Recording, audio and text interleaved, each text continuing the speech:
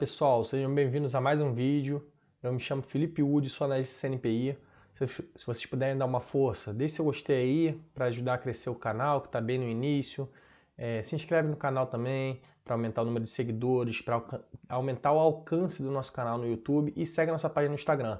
Hoje nós vamos falar de uma outra empresa, uma outra small cap. A gente sempre no canal aqui com foco em small cap, que é a Horizon Valorização de Resíduos. Uma empresa promissora, teve queda muito forte, né? Small caps são as empresas que têm queda mais acentuada, apesar da bolsa estar caindo como um todo, por conta do movimento macroeconômico mundial, seja aqui no Brasil mais forte que no país emergente, mas de maneira mundial. Mas uma empresa assim com uma projeção até interessante, uma empresa interessante para o longo prazo. O longo prazo, quando a gente fala de 15 anos até em diante, né? Quando a gente monta uma carteira de longo prazo, a gente às vezes não tem nem que estimar um prazo para se desfazer das ações. A gente monta uma participação em empresa. É a mesma coisa quando a gente compra um imóvel. A gente não tem mais o dinheiro, né? A gente tem a propriedade. As ações, eu acho que a gente tem que ter, os investidores têm que ter essa mentalidade. É você estar fazendo parte, tendo participações em empresas.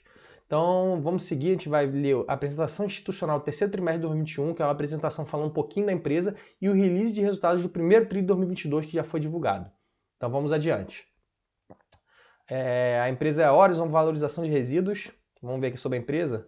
Então, a empresa começou em 99 aqui, ó. De que lado aqui que está falando mais? Investimento e fundação com prestadora de serviços ambientais, né? Inclusive tem uma forte concorrente que é voltada até mais para serviços florestais, mas também com foco ambiental, que é a Ambipar, uma empresa até mais sólida do que a Horizon, mas ela tem segmentos, nichos assim diferentes, né? A Horizon tem um segmento mais específico de resíduos, a gente vai ver mais adiante. Então tiveram investimentos aqui de private equity em participações privadas, né? De fundos de investimento, de empresas de capital fechado. E aí a gente tem até aqui a questão dos serviços ambientais, assim como a Ambipar, mas o foco deles maior é tratamento de águas residuais, planta de fabricação de equipamentos e ativos de resíduos, né? São os principais aqui, ativos de resíduos e eu acho que tratamento de águas residuais.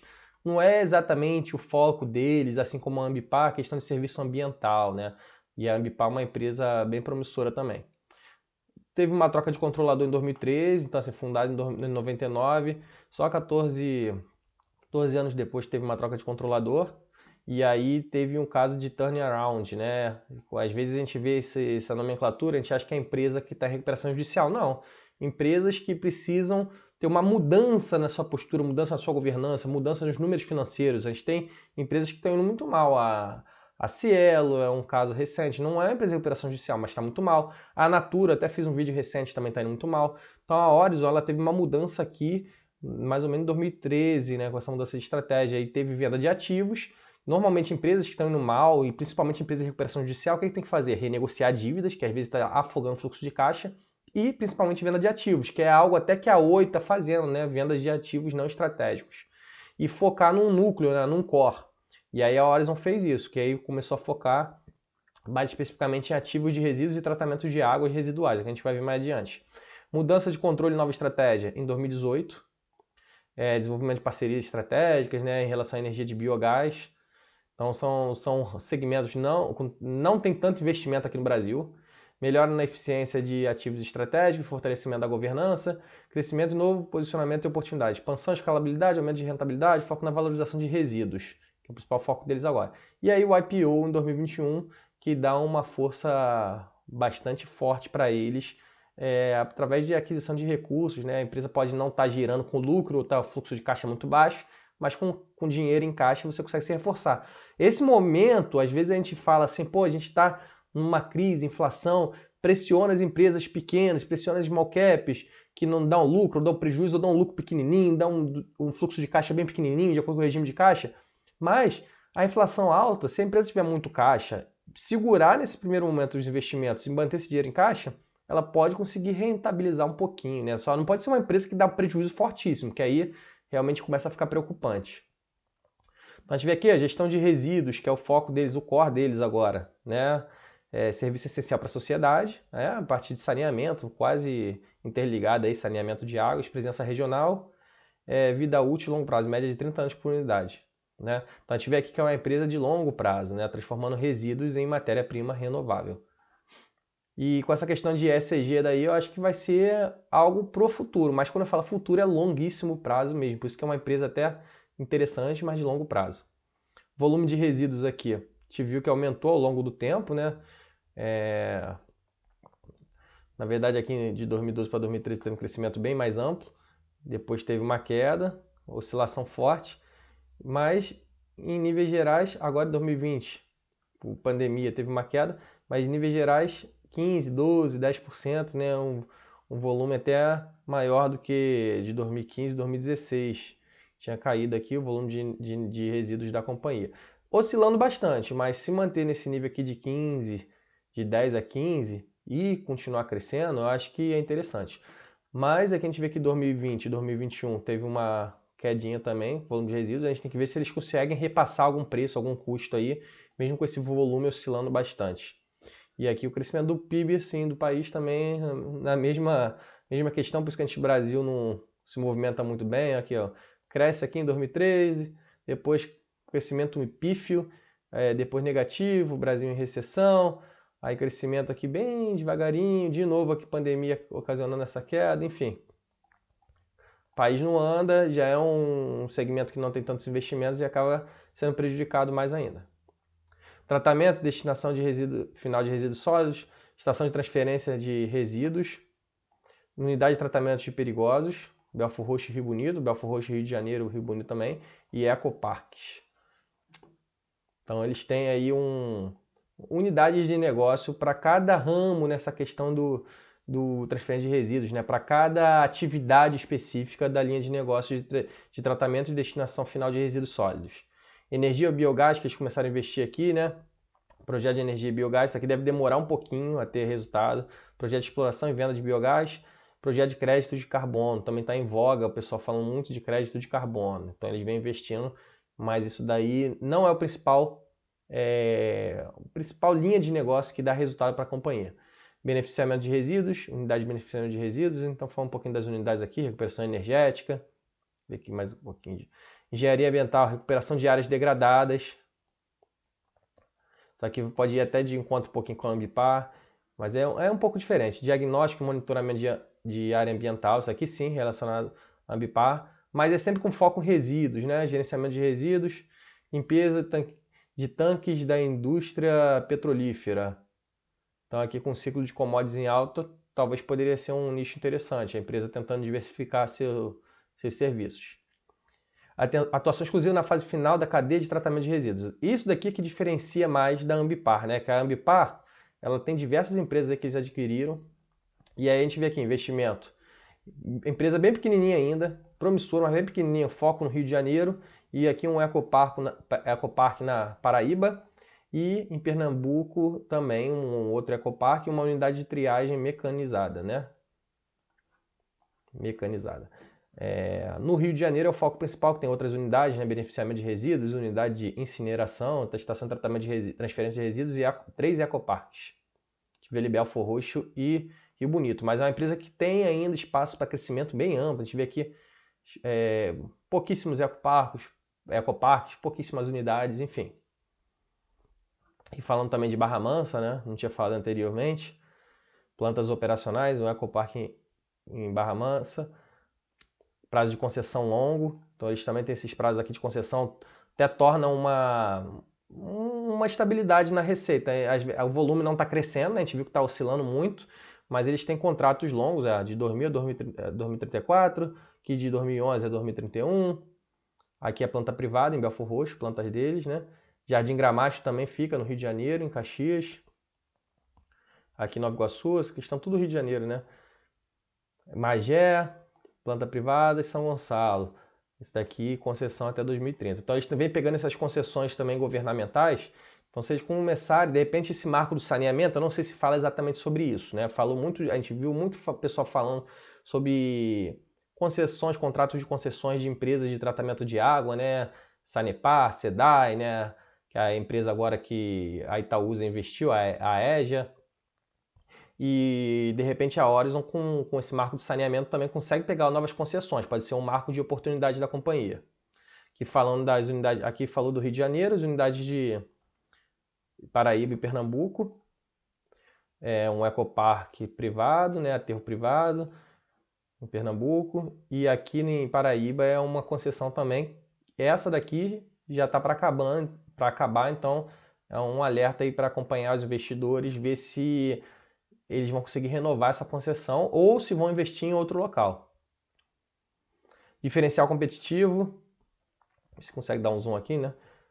Infraestruturas, difícil de replicar. Realmente, quando você consegue uma concessão, quando você consegue um ativo assim grande, e ele já tem atividades assim em cada área, cada unidade de negócio, cada linha de negócio estabelecida, não é qualquer concorrente que vai entrar. Então, por isso que eu falei, a Horizon tem muito a crescer, a gente vê que está em pouquíssimos lugares do país, mas a área de saneamento, a área de resíduos, tem pouquíssimos investimentos, tem tudo para crescer no longo prazo, né? Um país que vai crescendo, vai se desenvolvendo, o Brasil é um país emergente, então tem tudo para crescer. Então aqui, infraestrutura difícil de replicar. Como uma empresa que tem capital aberto, ela tem mais facilidade de crescimento.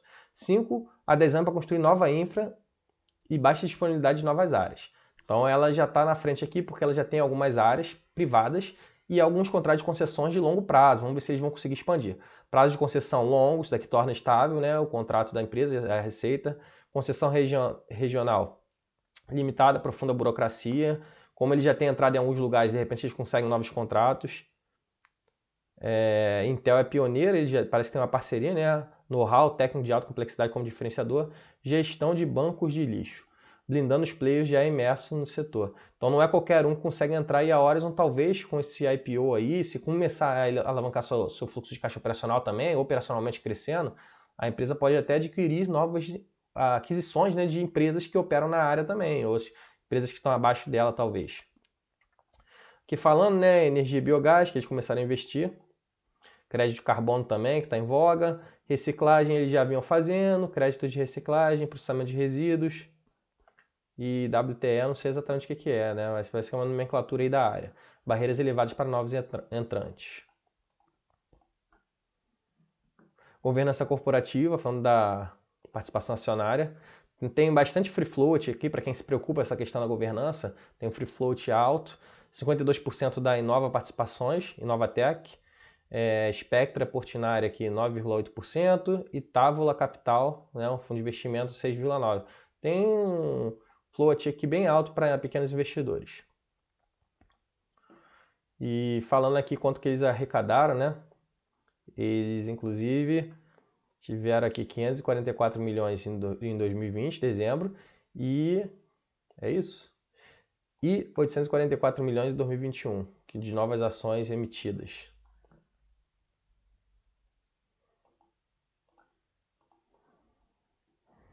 O IPO foi em 2021. Acho que eles tinham aqui um capital de 544 e aí conseguiram fazer uma emissão aqui, um IPO de 844 milhões. Eles conseguiram uma emissão por conta de novas emissões, uma emissão não, um valor acima do que valia por conta de novas ações emitidas, né? Listou no novo mercado, isso aqui é um ponto positivo, mas acho que todas as empresas aí novas vêm se listando no novo mercado. Então aí falando um pouquinho do novo mercado, né? 30% de membros independentes, isso daqui, comitê de auditoria, isso daqui são regras mesmo para quem está no novo mercado, né? Código de ética, novas políticas, enfim. Isso aqui não é exclusivo dela. Qualquer empresa que entra no novo mercado tem que implantar essas questões. ESG está em voga também, então pode ajudar a crescer a empresa por conta desses segmentos aí que eles vêm implantando. Setor de resíduos, maiores investimentos e metas para o sistema de resíduos.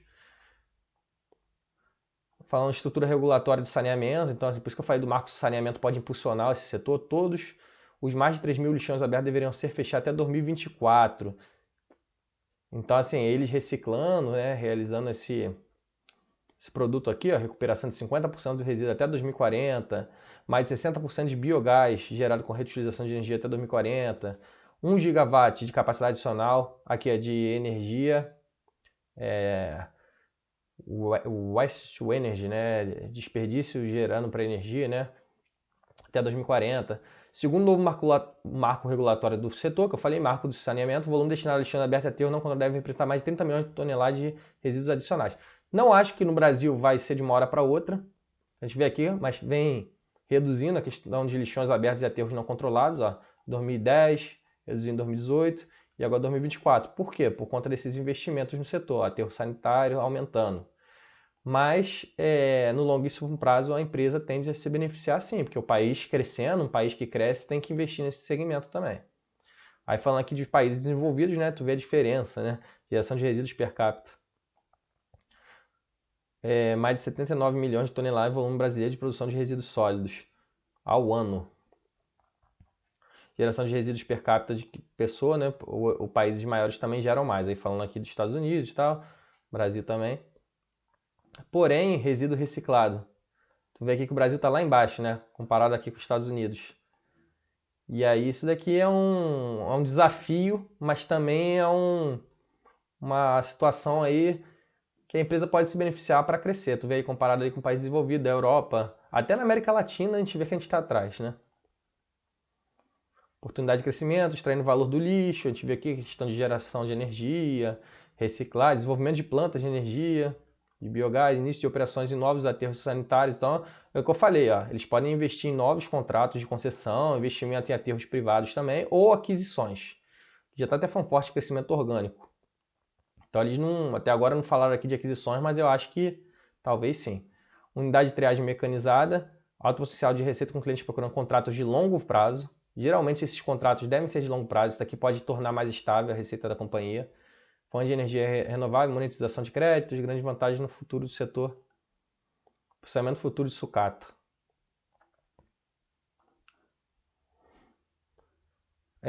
Aí falando aqui um pouco do relacionamento de alguns outros segmentos, né? Siderurgia, produto final, resíduos industriais e metais finos. Visão geral do projeto para a indústria siderúrgica. Capacidade de execução e desenvolvimento de projetos de valor agregado. Solução para áreas de densidade, alta densidade, contrato de longo prazo, destaques financeiros. Aqui em 2021, né, a gente consegue até ver aqui, vamos ver, de 2019 a receita cresceu, tratamento de destinação final e transformação em energia a gente vê que é pequenininho, mas cresceu um pouquinho, 2019 para 2020. A receita total também cresceu, bem devagarinho, e no terceiro tri de 2021, comparando com os 9 primeiros meses, isso aqui não é uma boa base de comparação, né? Energia, biogás e crédito de carbono, engenharia ambiental bem pequenininha aqui também. Aqui um foco maior da Ambipar, né? Seria, vamos dizer assim, o maior player do setor.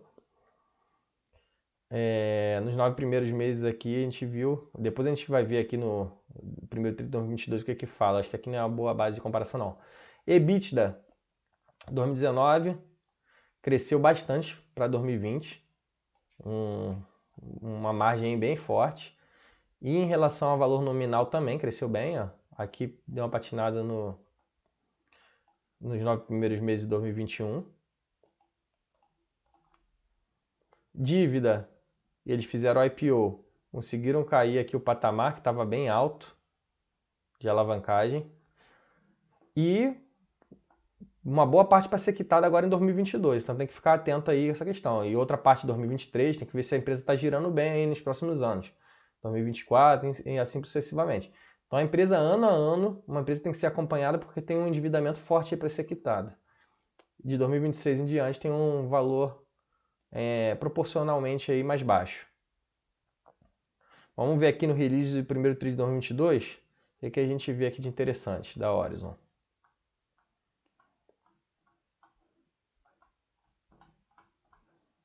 Site da administração, vamos ver aqui. Aqui falando dos destaques, deixa eu tirar esse zoom aqui. Aqui não está comparando, só está mostrando os destaques, né? Vamos ver se tem algum gráfico aqui de comparação. Aqui, ó. Primeiro tri de 2022 para o primeiro tri de 2021, continua crescendo, receita cresceu 13%, EBITDA cresceu 15%, a margem também continua crescendo, a empresa vem apresentando resultados bons. O volume de resíduos também voltou a crescer, né? Que a gente viu que estava oscilando muito ano contra ano, desde lá de trás.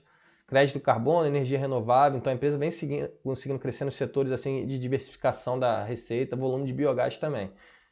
A empresa está girando de maneira interessante e operacionalmente. A gente tem que ver os indicadores financeiros mais abaixo, a gente viu só a receita. O Empresa dando prejuízo, vamos ver depois o resultado financeiro positivo, então não é o resultado financeiro que está impactando prejuízo. Operacionalmente, do ponto de vista dos indicadores fundamentalistas financeiros, ela não deve estar legal, porque estava dando prejuízo aqui, primeiro TRI de 2021. Claro, durante a pandemia tudo foi impactado, mas pelo menos eles conseguiram reduzir esse prejuízo, tá? Então, o resultado agora do primeiro TRI de 2022 veio até como positivo. Receita cresceu 13%, trimestre contra trimestre. Vamos ver se eles mostram a base anual, né? Depreciação crescendo também. E EBITDA contábil, de maneira contábil, aqui eles botaram EBITDA contábil, né? Estava negativo em 2021 e ficou positivo. E eles fizeram um ajuste aqui, deu um leve aumento, né? Em 2021 ficava positivo. Eles consideraram algumas coisas aqui, vamos ver o que eles falam aqui embaixo, nos comentários.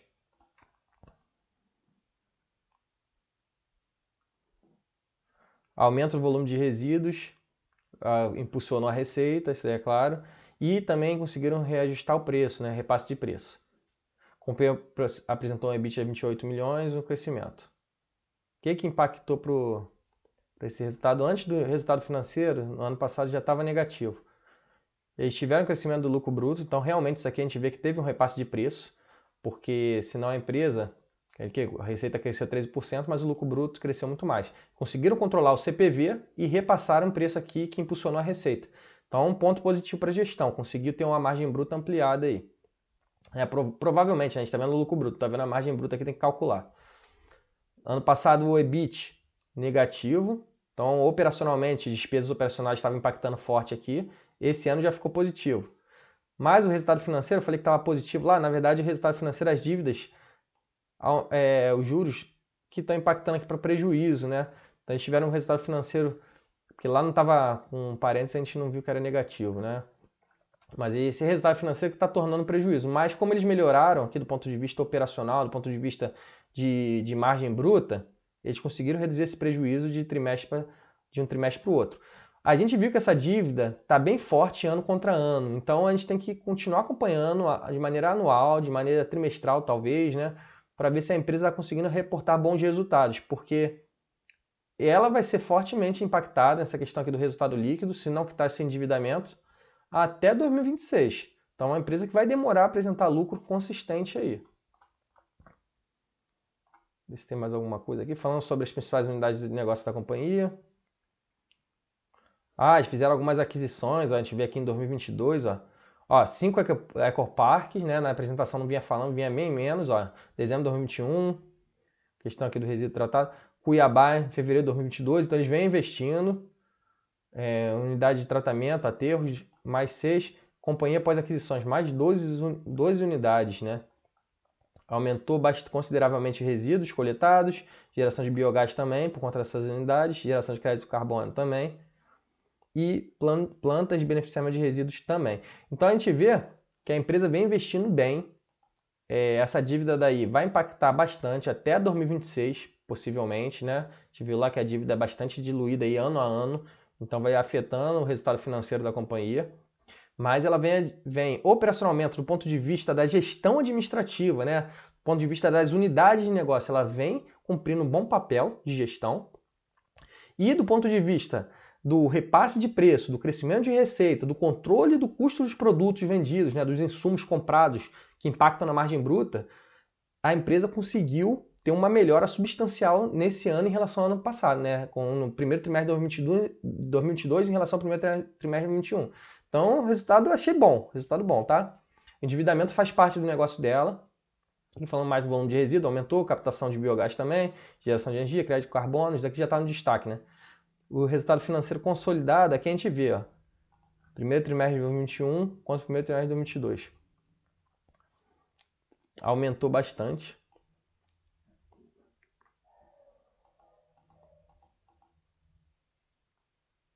Que seria a receita financeira, a receita operacional, né? Não é resultado financeiro não, que está falando de uma maneira genérica. Em relação às despesas operacionais, vamos ver. Ó, a empresa também conseguiu enxugar pessoal, quadro de pessoal, então ela está conseguindo ter uma sinergia operacional nessas aquisições também. Enxugou muito, isso daí melhorou. Também do ponto de vista do lucro operacional. Materiais teve um aumentinho, aluguéis praticamente estável. Outorgás também estável. Energia, conseguiram reduzir, menos 54%, e outros aqui teve um aumento. Então, gestão operacional do ponto de vista do EBITDA também melhorou. Falando aqui das despesas financeiras, a gente viu aqui que teve um aumento, né? Principalmente em decorrência de juros, ó. A gente vê aqui, isso daqui não tem jeito. Até 2026 eu acho que vai ser fortemente impactado. E outras despesas financeiras teve um leve aumento aqui de 42%. Por isso que ficou negativo, ficou em prejuízo. Que a gente já viu mais um pouquinho do EBIT, resultado do lucro. Resultado ajustado. Aqui do endividamento, a gente viu que cresceu um pouquinho, empréstimo e financiamento, 71%, cresceu até bastante de um trimestre para o outro. Então ela vem se endividando para conseguir crescer. E a dívida bruta também, mas ela tem um valor em caixa aqui, ó, que até reduziu por conta dessas aquisições. Mas em relação à dívida líquida sobre EBITDA, tranquilo por enquanto, né? É que falando do cronograma de amortização da dívida, a gente vê aqui que ano a ano tem um valor interessante aqui para pagar, sempre no mesmo nível. E aí agora um percentual aqui grande para 2027. Então até 2026 acho que a empresa vai ter problemas aí com esse prejuízo, em relação ao prejuízo. Capex alto, né? Energia e biogás, ó. Gastou aqui dinheiro de caixa para investimento em todas as áreas basicamente. Só a engenharia ambiental que não, que eu acho que vai ficar meio de lado porque tem uma forte concorrência aí que é a Ambipar.